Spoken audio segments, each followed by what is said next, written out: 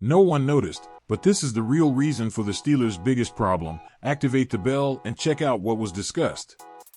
Defensive coordinator Teryl Austin has taken all kinds of heat for the defensive failures as of late, but, as Ray Fittipaldo pointed out while making an appearance on WMBS, he is not the responsible party. Keith Butler was a defensive coordinator in name for a few years. Now, Teryl Austin is the defensive coordinator in name, Fittipaldo stated. But he's really not the one pulling the strings. This is Mike Tomlin. Keith Butler previously stated that head coach Mike Tomlin has been the defensive play caller since before he was given that faux title. Even after Butler's retirement, Tomlin has retained total control of the defense. As of now, there are no signs that he has any intentions of giving up that power. Tomlin having full control over the defense seems like a bad thing, especially with the issues that have been going on, both recently and historically.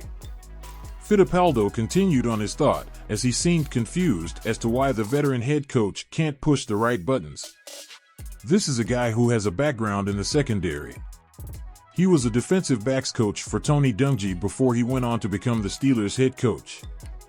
You would think with all those years of experience and everything he's encountered in his 20-plus years in the NFL, he could figure this out. The Steelers ended 2023 with a very talented defensive core, then they added much more talent with guys like Patrick Queen and Deshaun Elliott. They still have the same issues as before, and they don't have numerous season-ending injuries to the linebacker and secondary cores to deflect blame towards like they did in 2023. There has been no bigger indictment against Tomlin than when he admitted to stubbornly running his zone defense against a team that thrives on zone, including one particular player that he dubbed a zone killer. What's the point of spending all week watching film and scouting out your opponents if you're going to just do what you want anyways with no real logic behind it? Tomlin may be the single greatest coach at player relations and motivation, but that doesn't translate to making a good game plan. He needs to just trust his assistants to do the right thing, since there is no reason to trust him. If Tomlin doesn't trust his guys, he needs to go out and find some that he is comfortable with.